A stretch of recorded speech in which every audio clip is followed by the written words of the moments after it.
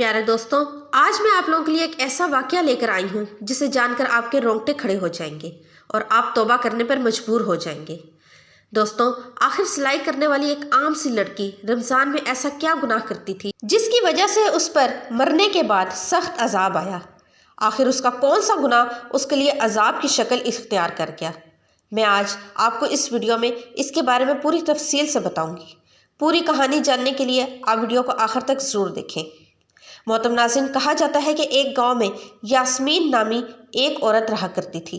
वो काफ़ी गरीब थी, उसके हालात भी बहुत ख़राब थे। उसके 3 बच्चे थे जिनकी परवरिश वो अच्छे तरीके से करना चाहती थी और अपने बच्चों को हर सहूलत देना चाहती थी, लेकिन उसके हालात उसे इन बातों की इजाज़त नहीं देते थे।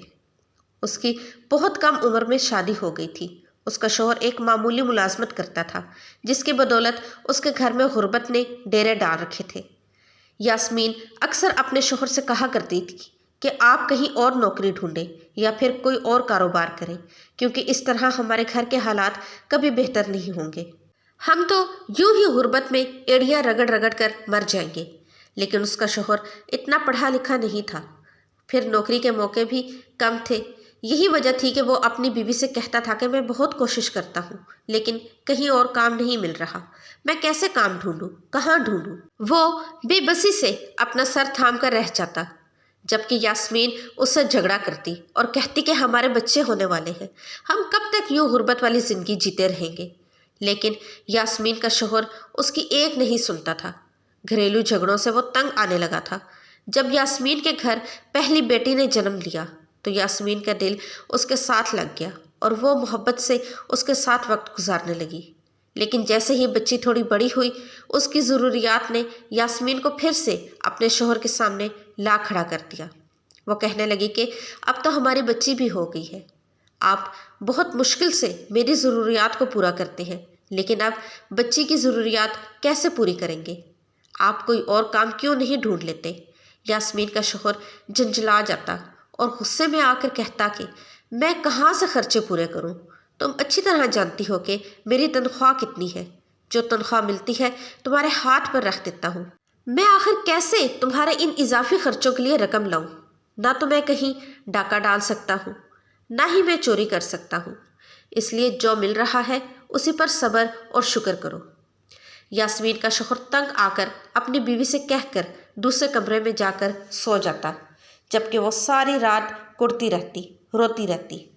इन्हीं हालात में यास्मीन का दूसरा बच्चा होने वाला हो गया और अब फिर से उसे इस बात की परेशानी थी कि वो सारे खर्चे कैसे पूरे करेगी। परेशानी और टेंशन लेकर उसकी सेहत खराब हो रही थी और वो हाई ब्लड प्रेशर की मरीज बन रही थी। बहुत मुश्किल से उसके यहाँ बेटे की विलादत हुई। डॉक्टर ने तो जैसे उसे जवाब ही दे दिया था, क्योंकि उसका ब्लड प्रेशर बहुत ज़्यादा हाई रहता था। लेकिन शुक्र है कि यास्मीन और बच्चे की सेहत ठीक रही। कुछ अरसे तक ऐसे ही गुजर गया। यास्मीन अपने दोनों बच्चों के साथ मसरूफ़ हो गई। बड़ी बेटी अब 3 बरस की होने वाली थी और बेटा 6 माह का हो गया था। अब फिर से यास्मीन को इस बात का ख्याल सताने लगा कि बेटी को स्कूल में दाखिल करवाना है और उसके लिए यास्मीन को फिर से अच्छी खासी रकम की ज़रूरत थी। और फिर से अपने शौहर के सामने हाथ फैलाकर खड़ी हो गई और उससे रकम का तकाजा करने लगी, जबकि उसका शौहर कहने लगा कि मैं कोशिश करूँगा कि तुम्हें कुछ ज़्यादा पैसे दे दूँ, लेकिन तुम जानती हो कि आजकल के रोज़गार के क्या हालात हैं। अगर मैंने अपने मालिक से ज़्यादा पैसों का तकाजा किया तो कहीं ऐसा ना हो कि वो मुझे काम से ही निकाल दे, और मैं अगर काम से फारिग हो गया तो घर का खर्च चलाना भी मुश्किल हो जाएगा। यह सुनकर यास्मीन अपना दिल मार कर बैठ गई, लेकिन उसके दिल में इस बात की बहुत आरजू थी कि वो अपने बच्चों के लिए कुछ करे। उनको बेहतर ज़िंदगी देने के लिए और अच्छा खाना खिलाने के लिए उसे कुछ भी करना चाहिए। यही सोच सोच कर यास्मीन परेशान होती रही, लेकिन उसकी समझ में कुछ ना आता था। इन्हीं दिनों में यास्मीन के मोहल्ले में एक औरत किराए पर रहने के लिए आई। वो यास्मीन से 2 घर छोड़कर ही रहती थी। वो बेवा औरत थी। उस औरत के 2 बच्चे थे और शौहर के इंतकाल के बाद वो अकेले ज़िंदगी गुजार रही थी। यास्मीन की उसे आते जाते सलाम दुआ हो गई और तब उसे पता चला कि वो औरत घर पर कपड़े सिलाई करती है اور اسی سے اپنے گزر بسر کرتی ہے۔ اس عورت کا نام سکینہ تھا۔ یاسمین کا تو یہ کام بڑا آسان لگا اور اس نے دل میں خیال آیا کہ اسے بھی اپنے حالات کو بدلنے کے لیے لوگوں کے کپڑے سلائی کرنے چاہیے۔ اس طرح شاید اس کے بچے بھی بہتر زندگی گزار سکیں۔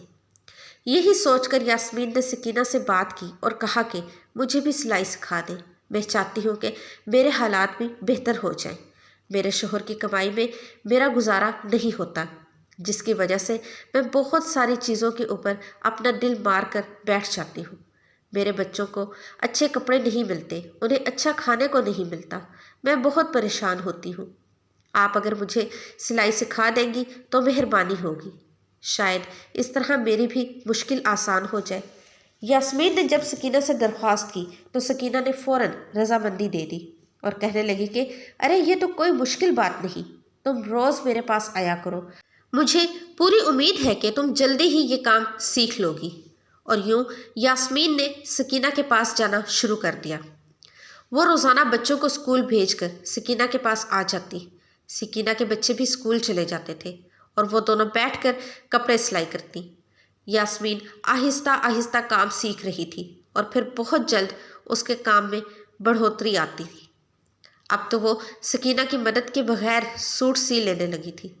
جس دن اس نے پہلی بار ایک سوٹ سلائی کیا اس دن وہ بے حد خوش ہوئی اور خوشی خوشی اس نے اپنے شوہر کو بھی اس بارے میں بتایا، لیکن اس کے شوہر نے یہ بات سن کر کوئی خاص خوشی کا اظہار نہیں کیا، بلکہ کہنے لگا کہ ارے یہ سوٹ سل کر تم کتنے پیسے کما لو گی، مشکل سے تمہیں چند روپے ملیں گے، تم جانتی ہو کہ یہاں کے حالات کیسے ہیں، ہمارے جیسے ہی لوگ یہاں پر رہتے ہیں جو سلائی کے نام پر تمہیں چند روپے ہی دیں گے۔ یاسمین کے شوہر نے تو اس کا دل ہی توڑ دیا تھا، جس پر وہ چپ چاپ سی رہ گئی، لیکن اس نے سوچ لیا تھا کہ ایک بار ہمت کر کے اپنے حالات کو بدلنے کی کوشش ضرور کرے گی۔ یہی سوچ کر اس نے اب گھر میں باقاعدہ کپڑے سلائی کرنے شروع کر دیے۔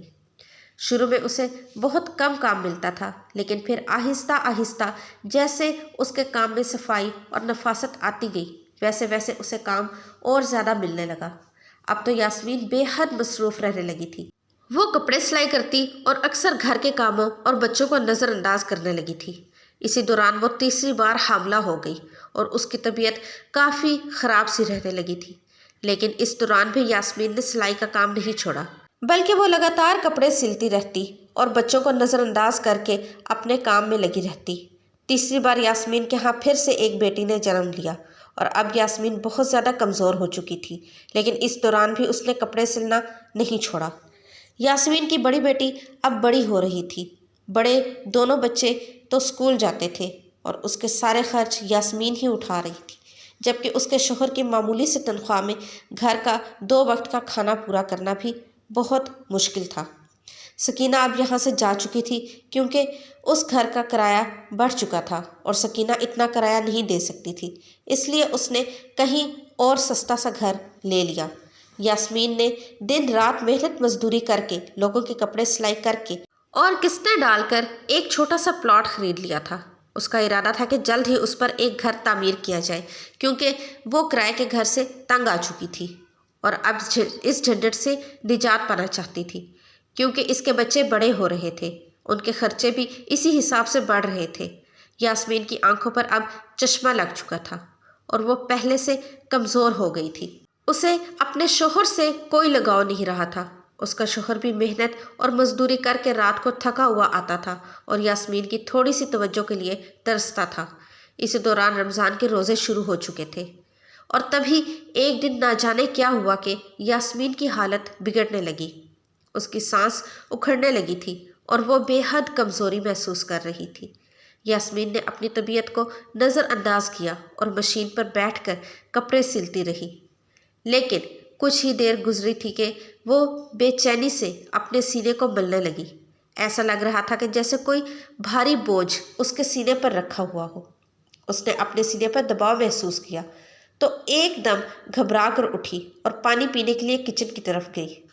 اس کے تینوں بچے اندر کمرے میں سو رہے تھے کیونکہ انہیں صبح سحری کے لیے اٹھنا تھا، جبکہ یاسمین سحری تک جاگتی رہتی تھی اور کپڑے سلائی کرتی رہتی تھی۔ इस वक्त जब वो किचन में आई तो पानी का ग्लास हाथ में उठाया और जैसे ही होंठों से लगाया, अचानक उसके हाथों से जान निकल गई और वो ज़मीन पर गिर पड़ी। ना जाने कितनी देर तक वो इसी हालत में पड़ी रही। जब उसके शौहर की आंख खुली तो वो पानी पीने के लिए किचन में आया और वहाँ यास्मीन को ज़मीन पर पड़ा देखकर घबरा गया। उसने यास्मीन को हिलाया डुलाया और आवाज़ें देने लगा, लेकिन यास्मीन की रूह पहले ही अपनी आखिरी सफ़र पर रवाना हो चुकी थी। यास्मीन का शौहर बेहद परेशान हो गया। वो सोच भी नहीं सकता था कि यास्मीन अचानक उसे छोड़कर चली जाएगी। उसने दीवानों की तरह उसे आवाज़ें देना शुरू कर दी, लेकिन सब बेकार रहा। यास्मीन मर चुकी थी और उस वक्त मरी हुई हालत में किचन में गिरी हुई थी। उसके शौहर ने बहुत मुश्किल से उसे उठाकर चारपाई पर लिटाया। बाप की चीखों पुकार सुनकर तीनों बच्चे भी जाग उठे। उन्हें तो इस बात की खबर ही नहीं थी कि उनका कितना बड़ा नुकसान हो गया है। उनकी माँ इस दुनिया से रुखसत हो चुकी थी, लेकिन वो इस हकीकत से अनजान थे। जब उन्होंने अपनी माँ को मरा हुआ देखा तो तीनों रोने लगे, तड़पने लगे। माँ को याद करके उनके आंसू बहने लगे। चीखों पुकार की आवाज़ें सुनकर मोहल्ले वाले भी जाग चुके थे और यास्मीन के घर आकर मामले की जानकारी लेने लगे। जब उन्हें पता चला कि यास्मीन मर चुकी है तो हर कोई हैरानी और सदमे में था। यास्मीन का यूं अचानक चले जाना किसी के लिए भी यकीन के काबिल नहीं था। हैरानी हद से ज़्यादा थी। यास्मीन के अजीज़ रिश्तेदारों को खबर दी जा चुकी थी। कुछ ही घंटों में सब लोग जमा हो गए थे। यास्मीन के जनाजे का ऐलान ज़ोहर की नमाज के साथ किया गया था। घर मेहमानों से भर चुका था।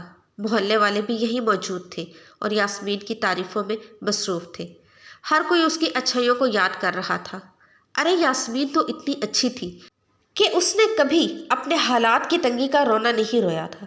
वो मेहनत मजदूरी करके अपने शौहर का बराबर साथ दे रही थी। दिन रात सिलाई करती और पैसा पैसा जोड़ती थी। वहाँ मौजूद हर औरत की ज़ुबान पर इस तरह के अल्फाज थे। हर कोई यास्मीन को अपने अपने लफ्ज़ों में याद कर रहा था। उसके तीनों बच्चे उस वक्त सहमे हुए थे और जैसे उन्हें अपनी माँ की मौत का यकीन ही नहीं हो रहा था। यास्मीन का शौहर भी गहरे सदमे में था। मोहल्ले के कुछ लोग उसके साथ हमदर्दी जता रहे थे। वो सर झुकाए बैठा था और अपनी गुजरी हुई ज़िंदगी के बारे में सोच रहा था। तभी यास्मीन को गुस्ल देने के लिए एक औरत आ चुकी थी और उसे गुस्ल दिया जा रहा था। गुस्ल देने के कुछ देर बाद सबको यास्मीन का आखिरी दीदार कराया गया। इस वक्त यास्मीन के चेहरे पर बड़ी मासूमियत थी। ऐसा लग रहा था जैसे वो सो रही है। कहीं से भी ऐसा नहीं लग रहा था कि उसकी रूह उसके जिस्म से जुदा हो चुकी है। तभी जनाजे को उठाने का वक्त हो गया। 4 लोग उसे उठाने के लिए आगे बढ़े, जिनमें यास्मीन का शौहर भी शामिल था। लेकिन जैसे ही उन्होंने जनाजा उठाने की कोशिश की, वो हैरान रह गए। जनाजा बहुत भारी हो चुका था। ऐसा लग रहा था जैसे हज़ारों मन वज़न उस चारपाई पर रखा हो।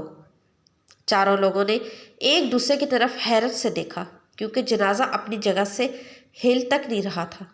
उन्होंने दोबारा एक दूसरे को इशारा किया और फिर कलमा शहादत पढ़ते हुए चारपाई उठाने की कोशिश की, लेकिन फिर वही हुआ। चारपाई अपनी जगह से हिली तक नहीं, बल्कि ऐसा लग रहा था जैसे बहुत से लोग मिलकर भी उसे नहीं उठा पाएंगे। यास्मीन के शौहर ने बाहर से 2-3 और लड़कों को बुलाया और उनकी मदद लेने को कहा। वो लड़के भी आकर जनाजा उठाने लगे, लेकिन अब की बार फिर से वही मामला सामने आया। यास्मीन की मैयत हिली तक नहीं थी, बल्कि अब तो ऐसा महसूस हो रहा था जैसे ये कई मन वजन ही हो गई हो। अब मामला संगीन हो चुका था। वहाँ मौजूद औरतें आपस में बातें करने लगी। अरे, मैयत इतनी भारी क्यों हो गई? क्या यास्मीन इतनी गुनहगार थी कि उसके गुनाहों का बोझ उसकी मैयत में शामिल हो गया? अब मैयत कैसे उठेगी? हर कोई अपने अपने अंदाज में तजर्बा कर रहा था। यास्मीन का शौहर भी बेहद परेशान था। वह चाहता था कि लोग इस तरह की बातें ना करें। उसने सबको चुप कराने की कोशिश की, लेकिन वहाँ मौजूद औरतों की ज़ुबान रुक नहीं रही थी। सबके चेहरों पर परेशानी थी, क्योंकि किसी को समझ नहीं आ रहा था कि अब मैयत को दफनाने के लिए कैसे ले जाया जाएगा। तभी मजमा में एक बुजुर्ग अल्लाह वाला शख्स आगे बढ़ा। उसने हालात के बारे में पूछा तो यास्मीन के शौहर ने उसे सारी कहानी बताई। ये सुनकर बुजुर्ग कहने लगा कि यकीनन यास्मीन ने अपनी ज़िंदगी में कोई ऐसा गुनाह किया है जिसकी वजह से आज ये मामला पेश आया है। جب تک اس مسئلے کو حل نہیں کیا جائے گا تب تک اس کی میت نہیں اٹھے گی۔ یاد کرنے کی کوشش کرو کہ یاسمین اپنی زندگی میں کون سا ایسا کام کرتی تھی جس کی وجہ سے یہ سب ہو رہا ہے۔ بزرگ کی یہ بات سن کر یاسمین کا شوہر سوچ میں پڑ گیا، لیکن اسے کچھ سمجھ نہیں آ رہا تھا کہ ایسا کون سا گناہ ہو سکتا ہے جس پر یاسمین کی پکڑ ہو گئی تھی۔ یاسمین کے بچے بھی ایک کونے میں سہمے ہوئے کھڑے تھے۔ وہ حیرانی سے اپنے باپ کی طرف دیکھتے اور کبھی صدمے میں ماں کی میت کی طرف۔ انہیں بھی اس حالات کی کوئی سمجھ نہیں آ رہی تھی۔ تبھی کچھ دیر سوچنے کے بعد یاسمین کا شوہر کہنے لگا کہ اے اللہ والے نیک بزرگ، یاسمین تو بہت اچھی تھی، گھریلو معاملات میں بھی ٹھیک تھی، اور آج کل وہ کپڑے سلائی کر کے گھر کا خرچہ پورا کر رہی تھی۔ اس نے میرا بہت بوجھ بانٹ لیا تھا۔ جن چیزوں کو میں پورا نہیں کر سکتا تھا اس نے خود محنت کر کے بچوں کے لیے وہ چیزیں مہیا کرنا شروع کر دی۔ وہ میرے گھر کا آدھا بوجھ اٹھا چکی تھی اور مجھے کئی پریشانیوں سے بچا چکی تھی، لیکن اس کے اندر ایک بہت بری عادت تھی۔ جب وہ سلائی کرنے بیٹھتی تھی تو پھر اگر میں اسے پکارتا یا اپنی کسی ضرورت کے لیے اسے کوئی کام کہتا تو وہ سنتی ہی نہیں تھی۔ وہ اپنے کام میں اتنی مگن رہتی تھی کہ اسے اس بات کی پرواہ ہی نہیں ہوتی تھی کہ شاید اس کے شوہر کو اس سے کوئی کام ہو سکتا ہے یا اسے کسی چیز کی ضرورت ہو سکتی ہے۔ وہ اپنے کام میں لگی رہتی اور اکثر مجھے بھول جاتی تھی۔ جب سے اس نے سلائی کا کام زیادہ پکڑ لیا تھا وہ میرے قریب بھی بیٹھتی نہیں تھی۔ وہ میرے حقوق ادا نہیں کرتی تھی بلکہ اپنی سلائی کو ترجیح دیتی تھی۔ ہمیں نہ جانے کتنا عرصہ ہو گیا تھا کہ ہم نے ایک دوسرے سے ہنس کر بات بھی نہیں کی تھی۔ جب میں گھر آتا تو خود ہی اپنے لیے کھانا نکال کر کھا لیتا تھا اور سو جاتا تھا۔ میں اس کا انتظار کرتا رہتا لیکن وہ میرے پاس نہیں آتی تھی۔ وہ اپنے کام میں اتنی ڈوبی ہوئی تھی کہ اسے یہ تک یاد نہیں رہتا تھا کہ اس کا ایک شوہر بھی ہے۔ اب تو بچوں کو بھی نظر انداز کرنے لگی تھی۔ بہت کم وہ بچوں کی طرف توجہ دیتی اور ان کی باتیں سنتی تھی۔ شاید اسی وجہ سے اللہ تعالیٰ نے اس پر عذاب دیا ہے۔ بے شک وہ اپنا کام کاج کرتی رہتی تھی لیکن اسے شوہر کے حقوق کا خیال رکھنا چاہیے تھا۔ وہ اپنے شوہر کے حقوق کو پوری طرح بھول چکی تھی اور اپنے کام کو ہی اس نے سب کچھ بنا لیا تھا۔ یاسمین کے شوہر کی یہ باتیں سن کر وہاں موجود کئی عورتیں آپس میں ایک دوسرے سے نظریں چرانے لگیں۔ انہیں اس بات پر یقین نہیں آ رہا تھا کہ یہ چھوٹی سی غلطی اتنا بڑا عذاب کا سبب بن سکتی ہے اور پھر اللہ اس پر اتنا بڑا عذاب دے سکتا ہے۔ وہ عورتیں اس حالات پر دنگ رہ گئیں جبکہ یاسمین کا شوہر یہ سب کچھ بتا کر جیسے شرمندہ سا محسوس کر رہا ہو۔ تبھی اللہ والے بزرگ آگے بڑھے اور یاسمین کے شوہر کے کندھے پر ہاتھ رکھ کر کہنے لگے کہ بیٹا، اب وہ اس دنیا سے گزر چکی ہے۔ اس نے جو کچھ بھی کیا اسے اس کی سزا ملے گی، لیکن اس وقت معاملہ یہ ہے کہ اس کی تدفین کا انتظام کیا جائے اور اسے یہاں سے قبرستان تک لے جایا جائے۔ میں تم سے درخواست کرتا ہوں کہ اس پر اپنی بیوی کو معاف کر دو۔ اس نے جو کچھ بھی تمہارے ساتھ کیا اس کی ساری غلطیوں اور خطاؤں کو بھول کر کھلے دل سے اسے معاف کر دو تاکہ اس کی میت کو یہاں سے لے جا کر اسے دفنایا جا سکے۔ واقعی اللہ تعالیٰ اسے اس عمل کی سزا ضرور دے گا جس کی وجہ سے اس نے تمہیں نظر انداز کیا اور اپنے شوہر کو پوری طرح بھول گئی۔ اللہ والے بزرگ کی یہ بات سن کر یاسمین کے شوہر نے کہا کہ میرے بزرگ، میں اپنی بیوی کو اللہ کی رضا کے لیے معاف کرتا ہوں۔ اس نے جو کچھ بھی میرے ساتھ کیا میں نے وہ سب بھلا دیا۔ اللہ اسے معاف کرے اور اس کی اگلی منزلیں آسان کرے۔ یہ کہہ کر اللہ والے بزرگ نے مسکراتے ہوئے وہاں موجود سب مردوں سے کہا کہ ٹھیک ہے، اب آپ لوگ میت کو اٹھائیں اور قبرستان کی طرف روانہ ہو جائیں۔ پہلے تو سب جھجک رہے تھے کہ نہ جانے اب بھی میت اٹھے گی یا نہیں، لیکن پھر سب نے آگے بڑھ کر چارپائی کو ہاتھ لگایا تو وہ ایسے اٹھ گئی جیسے پھولوں جتنی نازک ہو۔ سب نے کلمہ شہادت پڑھتے ہوئے قبرستان کی طرف کوچ کیا، جبکہ پیچھے عورتیں آپس میں شرمندہ سی ایک دوسرے سے نظریں چراتی ہوئی اپنے اپنے گھروں کو لوٹ گئیں۔ پیارے دوستوں، یقیناً یہ سبق آموز واقعہ سن کر آپ کے بھی رونگٹے کھڑے ہو گئے ہوں گے اور آپ بھی بے اختیار اللہ سے اپنے گناہوں کی معافی مانگی ہوگی۔ اس واقعے سے آپ لوگوں نے کچھ نہ کچھ سبق ضرور حاصل کیا ہوگا۔ ایسے واقعات کے لیے ہمارے چینل کو سبسکرائب کیجیے گا۔ ملتے ہیں نئی ویڈیو میں۔ تب تک کے لیے اللہ حافظ۔